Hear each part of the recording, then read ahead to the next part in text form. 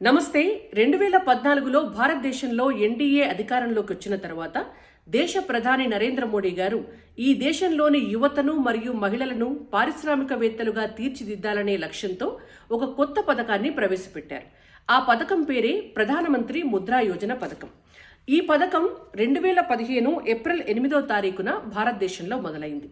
అప్పటి నుంచి ఇప్పటి వరకు తెలంగాణ రాష్ట్రంలో 76,95,919 మందికి ఈ ముద్రా లోన్లు వచ్చాయి. అయితే ఈ లోన్ల ద్వారా వచ్చినటువంటి డబ్బు 73,635 కోట్లు. అయితే మొత్తం భారతదేశం లెక్క ఒకసారి చూద్దాం.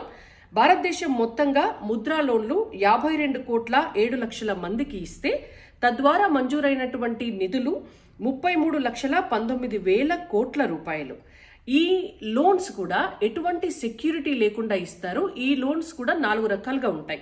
ఒకటి శిశు కేటగిరీలో 50,000 వరకు ఇస్తారు, కిషోర్ కేటగిరీలో 50,000 నుంచి 5 లక్షల వరకు ఇస్తారు, తరుణ్ కేటగిరీలో 5 లక్షల నుంచి 10 లక్షల వరకు ఇస్తారు, తరుణ్ ప్లస్ కేటగిరీలో 10 లక్షల నుంచి 20 లక్షల వరకు ఇస్తారు.